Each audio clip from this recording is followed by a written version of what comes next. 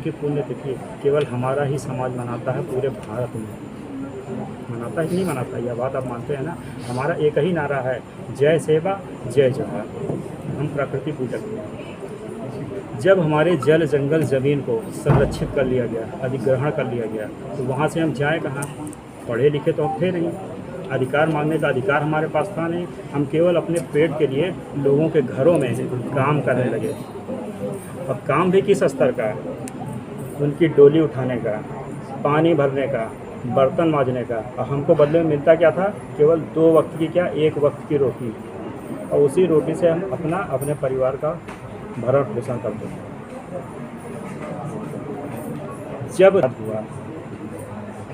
देश आज़ाद हुआ तो सरकारी आंकड़ों के अनुसार यह जनगणना की गई कि देखिए जनजाति समाज के लोग पाए जाते हैं कि नहीं, हैं कि नहीं।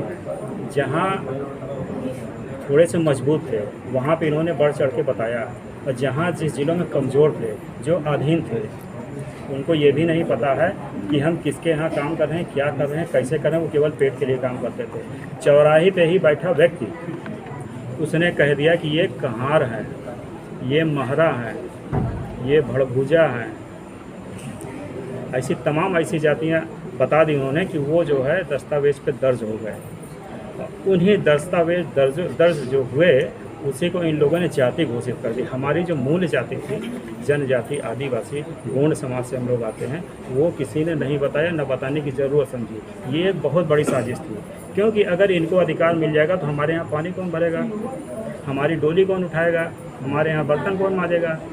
और सबसे बड़ा एक योगदान ऊपर वाले ने हम लोग को दिया है, वरदान दिया है। योगदान भी है, वरदान भी है कि हम लोग ईमानदार शुरू से रहे हैं।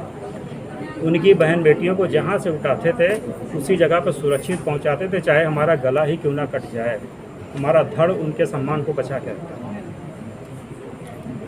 ये इतिहास में दर्ज है। फिलहाल आज जो गोष्ठी हुई है, इसका आयोजन करने का मुख्य उद्देश्य, जिस पेशे को इन लोगों ने जाति घोषित कर दी, हमारा जो पेशा था उसको इन्होंने जाति घोषित कर दी। हम जनजाति से बाहर हो गए, हमको ओबीसी का सर्टिफिकेट मिलने लगा।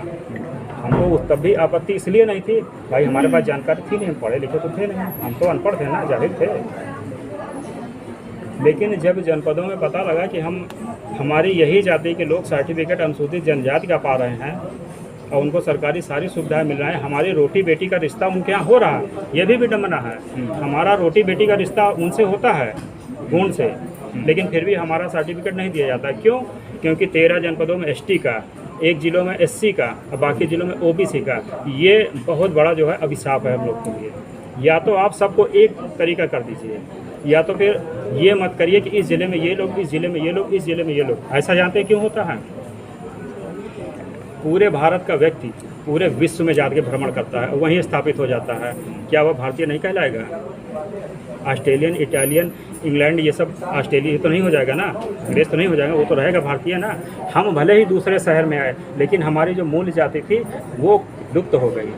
उसको इन लोगों ने कागज़ पे लुप्त कर दिया। सरकार से हमारी यही कि हमारे इस पेशे को जो आपने जाति घोषित किया, इसको या तो अवलोकन करके इसको ख़त्म करिए, और या तो पूरी तरीके से वो विलोपन कर दीजिए, ताकि हमारे आने वाले भविष्य को, हमारा जो भविष्य यहाँ पे मौके पर मौजूद है, वो सुरक्षित और संरक्षित हो जाए, उसके पास अधिकार हो सरकारी योजनाओं का लाभ उठाने का। इतनी योजनाएं चला रही है, कागज़ पे चल रही हैं, और कई लोग जिनका सर्टिफिकेट बना वो लाभ उठा रहे हैं, लेकिन जो लोग वाकई में इसके हकदार हैं वो वंचित। आप चाहते हैं जनजाति में जो अधिकार हमको 13 जिलों में, वो वाला अधिकार हमको पूरे जिलों में होना चाहिए। इस मामले को लेकर के आपने पहला ज्ञापन हम अपने आयोग के अध्यक्ष को ही देने जा रहे हैं, जो हमारी पहली सीढ़ी है, क्योंकि इसी आयोग में अवलोकन होगा, इसी आयोग में विवेचना होगी, इसी आयोग में ही सारे काम होते हैं। यहीं से हमारी आवाज़ उठेगी और पूरे प्रदेश में जाएगी। और हमें ये पूरा विश्वास है, क्योंकि माननीय योगी आदित्यनाथ जी का सीधा सीधा वक्तव्य है, जो जैसा है उसको वैसा अधिकार मिले।